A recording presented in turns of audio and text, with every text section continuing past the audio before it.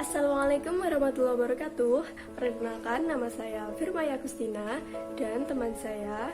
Assalamualaikum warahmatullahi wabarakatuh. Saya Fuadatul Fitri. Kami akan mempresentasikan hasil diskusi kami dengan tema sejarah peradaban Islam pada dinasti-dinasti di Timur Baghdad dengan mengambil beberapa referensi. Baiklah teman-teman, pada tema hari ini kita akan membahas mengenai beberapa topik.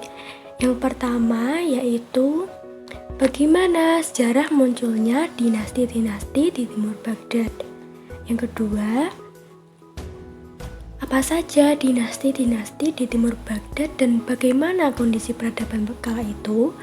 Kemudian yang ketiga, apa saja faktor penghambat dan pendukungnya. Topik pertama yang akan kita bahas yaitu bagaimana sejarah munculnya dinasti di Timur Baghdad. Salah satu pendapat mengatakan bahwasanya pada pemerintahan Abbasiyah itu mengalami pelemahan. Apa yang menjadi faktor dari melemahnya pemerintahan Abbasiyah? Ini diakibatkan oleh adanya pemberontakan di berbagai daerah yang digunakan untuk membentuk dinasti-dinasti kecil untuk melepaskan diri dari pemerintahan Abbasiyah. Kemudian ada penyebab lain, yaitu adanya perebutan kekuasaan di pemerintahan pusat yang dilakukan oleh bangsa-bangsa Persia dan juga Turki. Ada juga faktor lain, yaitu menurunnya kekuatan militer di pemerintahan Abbasiyah. Karena apa? Dikarenakan masing-masing panglima di setiap daerah itu diberikan kekuasaan. Sehingga pendapat ini mengatakan bahwasanya panglima-panglima tersebut membuat pertahanan sendiri dan dinasti sendiri sehingga putuslah ikatan politik di pusat Baghdad. Faktor lain yang menyebabkan melemahnya pemerintahan Abbasiyah yaitu adanya persaingan jabatan khalifah di keluarga raja dan munculnya sikap asobiyah antara keturunan Arab dan juga non-Arab. Selain itu, ada juga persaingan kekuasaan antara Bani Hashim, Bani Umayyah, dan juga Bani Ali. Yang faktor-faktor ini mempengaruhi tumbuhnya dinasti-dinasti kecil yang memerdekakan diri dari pemerintahan pusat Baghdad. Meski begitu, ada salah satu pendapat yang mengatakan bahwasanya perkembangan dinasti-dinasti di Timur Baghdad ini memiliki sifat dan tujuan yang berbeda-beda, bukan untuk persaingan antara Bani Hashim dan Bani Umayyah atau Bani Abbasiyah dengan Alawiyin. Namun, dinasti ini di luar dari persaingan tersebut, melainkan berdirinya dinasti ini bukan untuk melepaskan atau memisahkan diri dari kekuasaan pusat Baghdad. Mereka itu tidak ada keinginan untuk melepaskan diri dari pemerintahan Baghdad, apalagi mau menentang atau menandingi. Ketiga dinasti ini tetap mempertahankan ikatan dengan pemerintahan pusat Baghdad dengan menyatakan tunduk akan kekuasaan khalifah. Menurut kalian, apa sih perbedaan dari sifat kemunculan ini? Sifat kemunculan ini itu tidak terlepas dari latar belakang masing-masing. Ini terlihat dari gubernur di wilayah timur, meskipun mendapat dukungan dari keluarga Alawiyin, mereka itu tidak memberikan reaksi menentang untuk memerdekakan diri dari Baghdad. Selain itu juga pada masa Abbasiyah, kaum Umayyah juga berusaha bangkit dengan mendirikan dinasti Andalusia di Spanyol. Namun, kala itu pemimpin di wilayah timur walau mendapat sokongan,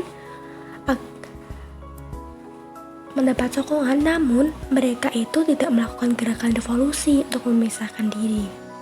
Jadi mereka itu menaruh hormat dan berhutang budi kepada dinasti Abbasiyah.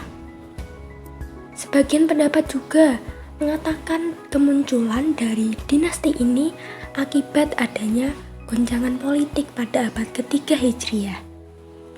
Kegoncangan politik tersebut kemudian dimanfaatkan oleh keluarga yang telah memiliki kekuasaan di daerah-daerah. Namun faktor itu belum tentu ya menjadi faktor munculnya dinasti-dinasti di bagian timur Baghdad. Pada intinya, kemunculan dinasti-dinasti di timur Baghdad ini menyebabkan adanya perubahan kendali politik pada masa pemerintahan Abbasiyah. Lanjut kita ke topik kedua, yaitu dinasti-dinasti kecil di timur Baghdad.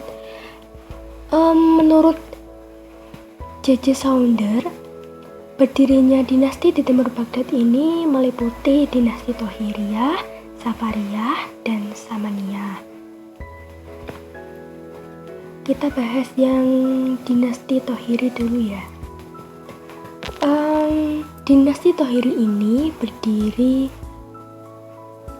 berkuasa sekitar pada tahun 200 sampai 259 Hijriah atau 820 sampai 872 Masehi. Dinasti ini itu didirikan oleh seorang panglima tentara. Siapa itu? Namanya Tohir ibnu Husain. Tohir ibnu Husain ini merupakan keturunan Persia. Ia lahir di desa Musanj dekat Mar.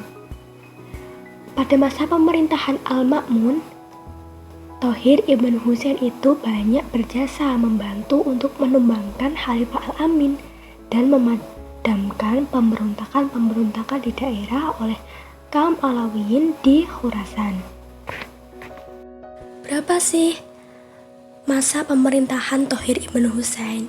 Tohir ibnu Husain itu memerintah pada tahun 205 sampai 207 Hijriah. Ia dipercaya, dia itu menjadi orang kepercayaan Khalifah Al-Ma'mun, sehingga ia itu menjadi gubernur di Mesir dan juga mengendalikan beberapa wilayah di bagian timur. Setelah wafatnya beliau, kemudian jabatan gubernur tersebut dilimpahkan kepada anaknya. Siapa anaknya? Anaknya itu bernama Tolha ibnu Tohir yang menjabat pada rentang waktu 207 sampai 213 Hijriah. Tepatnya ia memerintah sekitar 6 tahun ya. Setelah masa pemerintahan Tolha ibnu Tohir kemudian berpindah lagi ke tangan Abdullah ibnu Tolha, yang ia itu merupakan pemegang jabatan gubernur di Khurasan. Pada masa dinasti Tohiri ini, pemerintahannya itu memiliki hubungan baik dan setia kepada pemerintahan Abbasiyah di Baghdad. Bahkan hubungan ini terlihat antara Tohiri dan Khalifah Al-Ma'mun itu wilayah Mesir itu diberikan kepada Tohiri pada tahun 210 Hijriah, dan juga pada masa pemerintahan Abdullah ibnu Tolha, wilayah kekuasaannya itu diperluas lagi ke daerah Suriah dan Jazirah.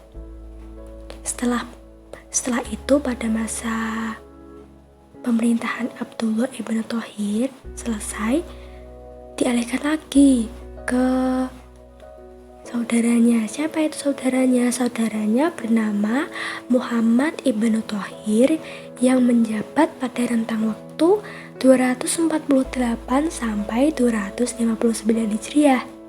Yang mana Muhammad ibnu Tohir ini ia merupakan gubernur terakhir dari keluarga Tohiri. Pada masa akhir-akhir dari kekuasaan dinasti Tohiri ini mengalami gejolak. Apa itu gejolaknya? Gejolaknya itu adanya gerakan safari yang terus mendesak kekuasaan Tohiri dari arah selatan, dan juga ada gerakan dari keluarga dan pengikut Alawiyin di Tabaristan yang membuat kekuatan dari dinasti ini itu mengalami penurunan terus sehingga jatuh dan berakhir, sehingga Khalifah Abbasiyah pada kala itu menunjukkan perubahan sikap. Mereka beralih kepada keluarga Safari yang merupakan Safari itu saingan dari keluarga Tohiri di Sijistan. Walaupun begitu, dinasti Tohiri ini memberikan banyak sumbangan dalam hal memajukan ekonomi, kebudayaan, dan ilmu pengetahuan.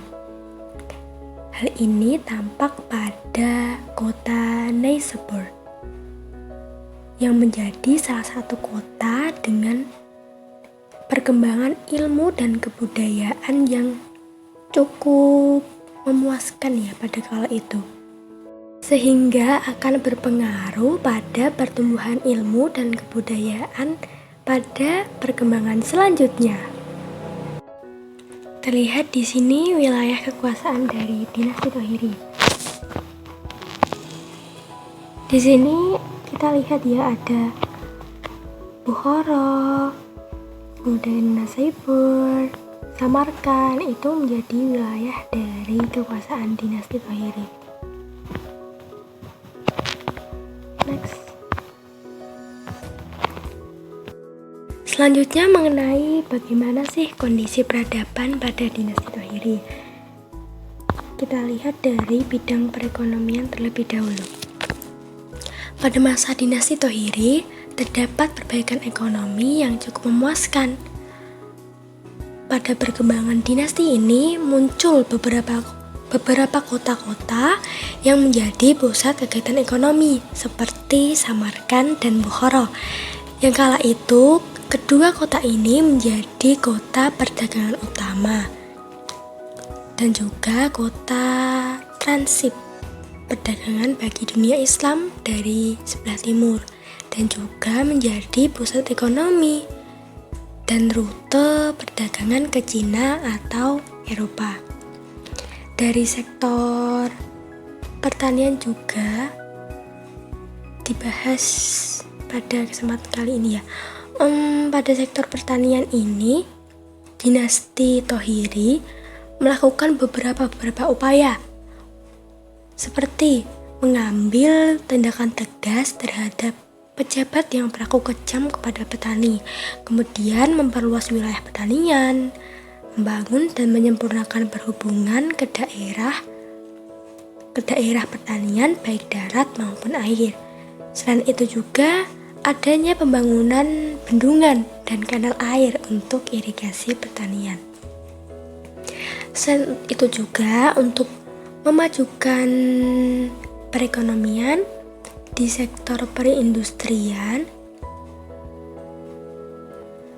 banyak muncul berbagai macam industri di beberapa wilayah Islam, seperti di kota Basroh yang terkenal dengan industri sabun dan gelas, di daerah Kufah, Khuzestan, Damaskus yang terkenal dengan industri sutra, dan kota Khurasan yang terkenal dengan selendang wol dan tambang.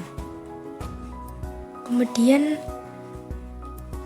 di sektor perdagangan juga,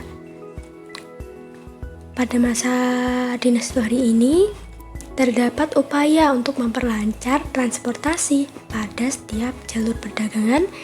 Dengan cara apa? Dengan cara dibangunnya sumur dan tempat istirahat pada setiap rute yang dilewati pedagang.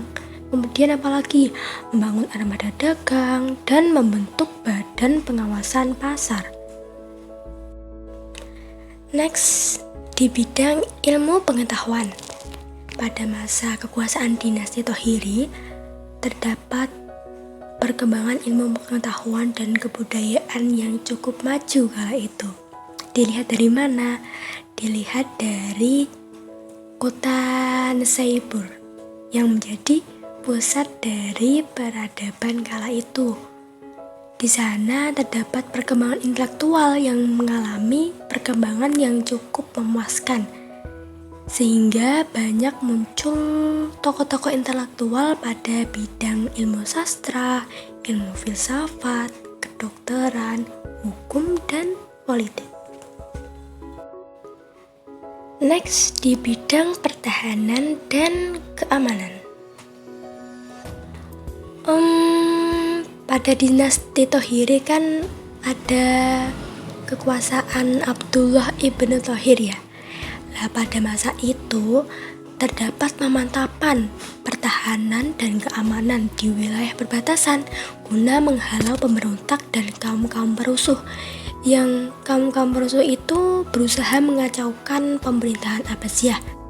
Upaya-upaya militer pun juga diterapkan di Khurasan dan juga guna memerangi ancaman dari keluarga Safarid di Sajistan. Namun pada masa kekuasaan Abdullah ibnu Thohir ini, usaha-usaha ini tidak bisa tercapai dikarenakan kecakapan dari beliau itu tidak sebanding dengan para pendahulunya. Next, di bidang sosial. Di bidang sosial ini pada masa dinasti Thohiri, para penerus Thohiri itu adalah seseorang yang menjadi pengikut khalifah. Mereka itu diberi mandat untuk memperluas wilayah kekuasaannya hingga perbatasan India.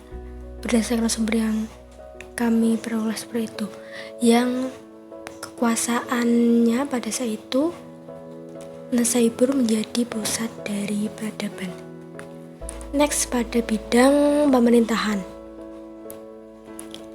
Sistem pemerintahan pada dinasti Thohiri ini memiliki hubungan yang baik dan kerjasama juga yang baik dengan pusat pemerintahan yang berada di Baghdad, terutama yang berkaitan dengan upaya guna meredam para pemberontak dan juga adanya perjanjian yang baik dan adanya pemberian hak kepada Bani Abbas yang kala itu menjadi keluarga penguasa, yang direalisasikan seperti adanya penyetoran pajak dan upeti pada khalifah di Baghdad.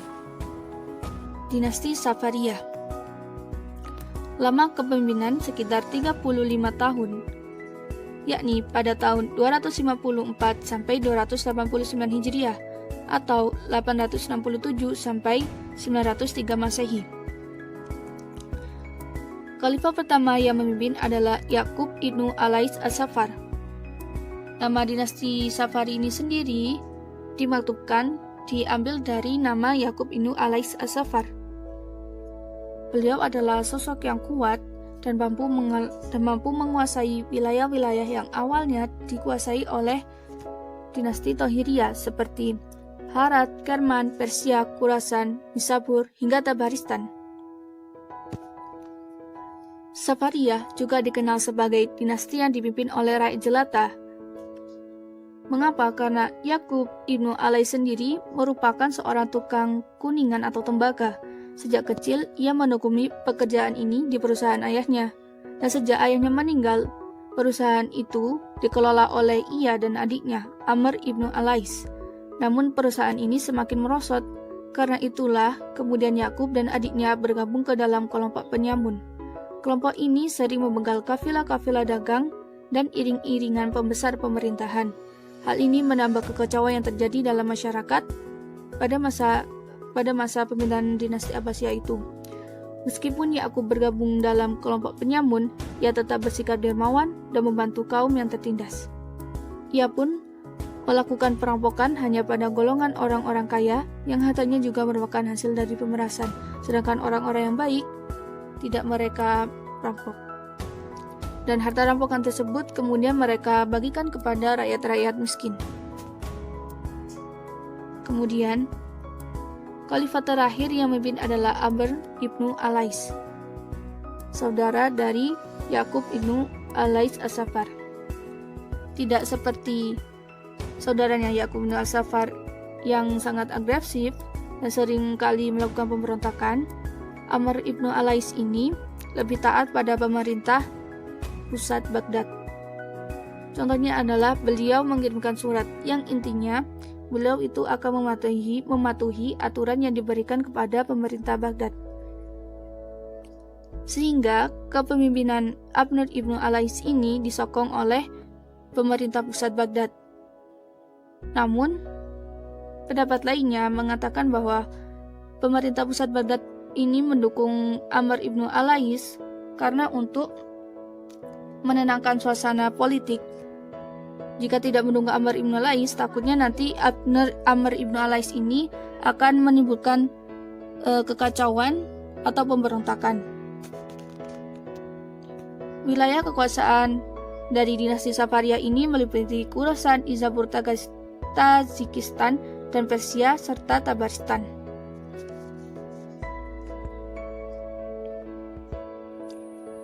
Lalu bagaimanakah kondisi peradaban Islam pada masa dinasti Safari ini? Yang pertama, dalam bidang perekonomian, yakni mencetak mata uang. Dinasti Safaria mampu mencetak mata uang berupa koin perak yang bahannya berasal dari tambang perak lembah Panjshir. Kedua, ilmu pengetahuan, yakni berkembangnya sastra. Dinasti Safaria sangat kental akan budaya Persia. Di bawah kepemimpinan dinasti ini, bangkitlah dunia kesusastraan, muncul para penyair terbuka Persia seperti Fairuz Masriki, Abdul Salik Al-Jurjani, dan Muhammad bin Wasif Al-Sistani. Ketika Yakub berhasil menaklukkan Herat untuk merayakan kemenangannya, ia meminta sekretarisnya untuk menulis syair-syair yang awalnya berbahasa Arab menjadi bahasa Persia. Kemudian dalam bidang pertahanan dan keamanan. Dalam dinasti ini, pasukan pertahanan merupakan kelompok penyamun Yakub As-Safar, yang lambat laun semakin membesar dan kuat. Dengan pasukan ini, Yakub dapat menaklukkan banyak daerah seperti Sistan, Punjab, Khurasan, Makran, Fars, serta benteng Kirman. Selanjutnya, dalam bidang sosial, sering terjadi perampokan yang dilakukan oleh kelompok penyamun. Namun kelompok penyamun ini hanya menyerang orang-orang kaya yang hartanya merupakan dari hasil perampasan, sedangkan orang baik tidak mereka rampas. Kemudian bidang pemerintahan. Pada masa kepemimpinan Yakub, ia menolak patuh pada perintah pusat Baghdad. Ia melakukan pemberontakan, namun berbeda dengan saudaranya Amr, yang melanjutnya kepemimpinan dari Yakub, ia lebih patuh terhadap pemerintah pusat. Amr mengirimkan sebuah surat kepada pemerintah Baghdad yang intinya mengenai dia akan taat dan patuh terhadap pemerintah pusat. Yang selanjutnya yakni dinasti Samaniyah, lama kepemimpinan dari tahun 261 sampai 389 Hijriah atau 874 sampai 999 Masehi. Khalifah pertama yang memimpin adalah Nasir ibnu Ahmad dan khalifah yang terakhir adalah Ismail II Al-Muntasir. Namun, nama dinasti Samaniyah diambil dari nama leluhur pendirinya, yaitu Samar Qudat, seorang pemilik tanah dan pemimpin suku di wilayah Afghanistan. Dinasti ini bermula dari masuk Islamnya beliau dan pada masa Khalifah Bani Umayyah. Sejak saat itu, ia dan keturunannya mengabdikan diri di bawah pemerintahan Islam.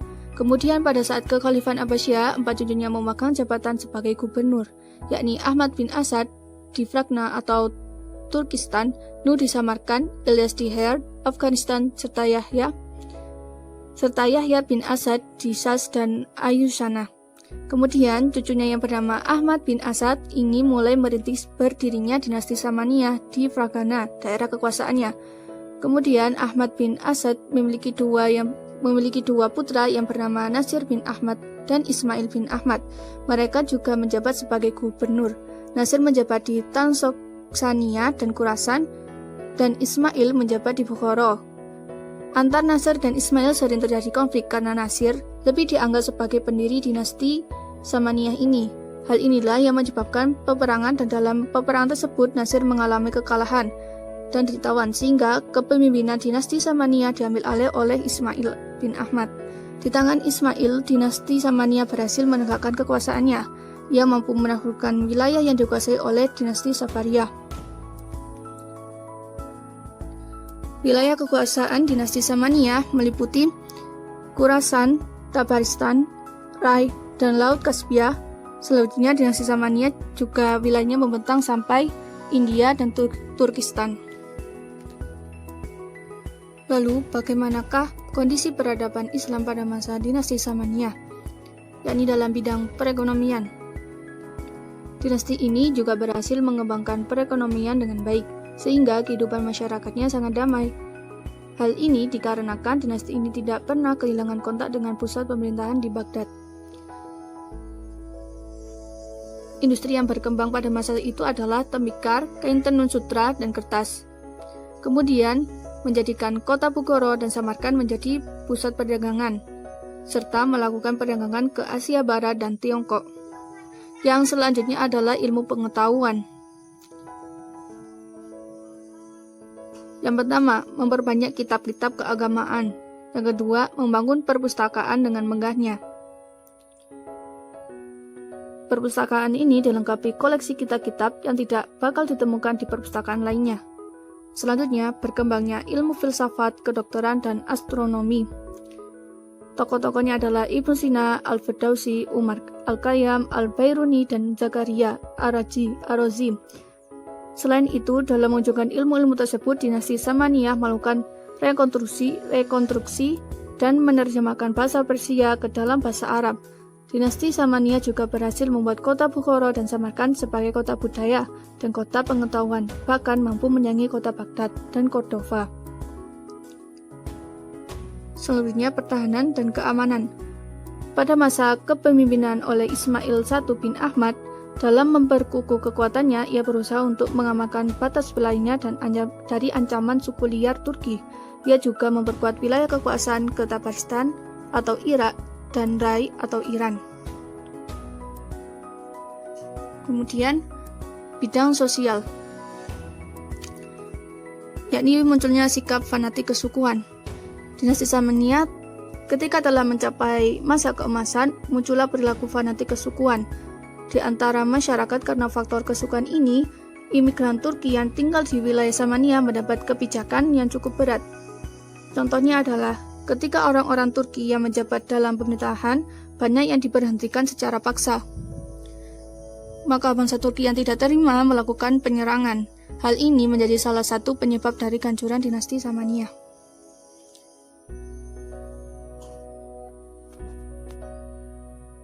Dalam pemerintahan, yakni setiap dan tunduk kepada Daulah Abbasiyah. Berbeda dengan dinasti Safavidiyah yang masih ada pemberontakan, dinasti Samaniyah ini sangat tunduk pada Daulah Abbasiyah. Namun sebenarnya dinasti ini merupakan berdiri dengan independen. Namun dalam pandangan kafilah-kafilah Abbasiyah, mereka adalah para amir atau gubernur, bahkan amil atau pemungut pajak yang setia. Dinasti Samaniyah dalam menjalankan roda pemerintahannya tetap mempertahankan sistem Abbasiyah. Selama setengah abad, rezim ini diperintahkan oleh elit birokratik yang bergantung pada keluarga bangsawan, keluarga dan tuan tanah, seperti provinsi perwakilan seperti Sijistan, Khawarizm, dan Afghanistan, diperintah oleh sultan atau gubernur budak yang terikat oleh perjanjian upeti. Faktor pendukung berdirinya dinasti di timur Baghdad dan faktor penghambat yang menyebabkan lemahnya dinasti-dinasti tersebut. Faktor pendukung berdirinya dinasti Tohiriyah adalah yang pertama, melemahnya kekuasaan dan pertahanan dinasti Abbasiyah dikarenakan banyak yang memberontak dan memisahkan diri dari pemerintah Abbasiyah. Selain itu, perselisihan antara penguasa Abbasiyah yaitu antara Al-Ma'mun dan Al-Amin, yang keduanya merupakan putra dari Khalifah Harun ar-Rasyid. Dalam perselisihan tersebut, Tohir atau pendiri dinasti Tohiriyah berada di pihak Al-Ma'mun dan ia menjadi pemimpin pasukan. Peperangan itu dimenangkan oleh Tohir sehingga Al-Ma'mun dikukuhkan menjadi Khalifah Abbasiyah. Dengan kemenangan tersebut, Tohir mendapat jabatan sebagai gubernur di wilayah timur Baghdad. Ia memiliki hubungan yang baik dan memperoleh kepercayaan yang besar dari pemerintah pusat Bani Abbasiyah. Selanjutnya, faktor pendukung berdirinya dinasti Safavidiyah, yakni melemahnya kekuasaan Tohiriyah. Dinasti Tohiriyah yang kehilangan kepercayaan dari pemerintah pusat, kemudian kepercayaan tersebut beralih kepada Yakub, yakni pendiri dari dinasti Safavidiyah. Dengan kepercayaan tersebut, Yakub ditunjuk menjadi gubernur dan membawahi wilayah Balkh, Turkistan, Sijistan, dan Sind, sehingga menambah wilayah kekuasaan dinasti ini. Kemudian, keberhasilan Yakub ibnu Alais as-Safar dalam memperluas wilayah kekuasaannya hampir ke seluruh Persia hingga Hindia. Hal ini mengancam kekuasaan Abbasiyah. Yang terakhir, faktor mendukung berdirinya dinasti Samaniyah, yakni melemahnya kekuasaan Safariyah di tangan suku Saman. Di samping itu, munculnya kepemimpinan Samaniyah dapat menutupi kekosongan politik dan militer yang cukup kritis yang dialami oleh Daulah Tahiriyah, sehingga berakhirlah Daulah Tahiriyah pada tahun 259 Hijriah. Setelah itu, Khalifah Al-Mu'tamad mengambil kebijakan untuk menyerahkan daerah Transoxiana kepada Nasr bin Ahmad bin Saman, dengan memilih Samarkand sebagai pusat pemerintahnya pada tahun 261 Hijriah. Kemudian, faktor penghambat yang menyebabkan lemahnya dinasti-dinasti timur Baghdad. Faktor penghambat yang menyebabkan lemahnya dinasti Tahiriyah, faktor utamanya adalah hilangnya kepercayaan dari pemerintah pusat Abbasiyah. Pemerintahan yang dianggap tidak setia dan loyal terhadap pemerintah Baghdad. Oleh karena itu, pemerintah Baghdad menjadikan alasan ini untuk menggusur kepemimpinan dinasti Tahiriyah dan jabatan kepemerintahan yang strategis diberikan kepada pemerintah baru, yakni dinasti Safariyah. Yang kedua, gaya hidup yang berlebihan yang dilakukan oleh para penguasa dinasti ini sehingga menyebabkan tidak terurusnya pemerintahan. Yang ketiga, keamanan dan keberlangsungan kepemerintahan tidak terpikirkan secara serius. Keadaan ini dimanfaatkan oleh kelompok Safariyah untuk mengincar posisi strategis di pemerintahan. Contohnya adalah kelompok Safariyah yang mendapatkan kepercayaan dari pemerintah Baghdad untuk menupas tentara Tahiriyah yang berusaha untuk memisahkan diri dari pemerintahan Baghdad. Kemudian, faktor yang menyebabkan lemahnya dinasti Safariyah. Faktor utamanya adalah pemberontakan dari pasukan Ghaznawi. Kemudian, pasukan Ghaznawi ini mengambil alih kepemimpinan dari dinasti Safariyah. Faktor yang kedua adalah status kekuasaan yang tidak jelas.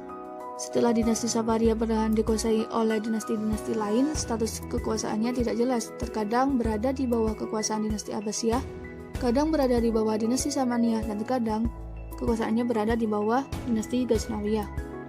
Yang terakhir, faktor yang menyebabkan lemahnya dinasti Samaniyah. Faktor utamanya adalah konflik saudara.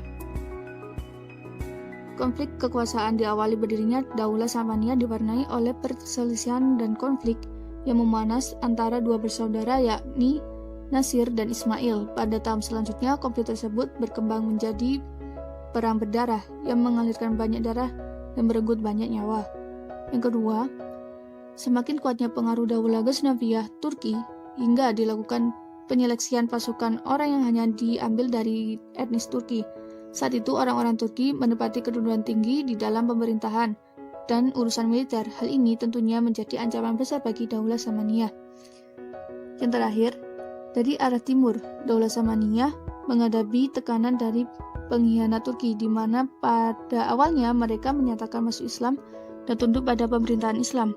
Namun ternyata mereka menggantikan kekuatan Samaniyah dan mendirikan rezim otonom. Sekian presentasi dari kami, terima kasih atas perhatiannya. Jika dalam presentasi kami ada kurangnya, silahkan teman-teman bisa tambahkan dengan referensi yang lain.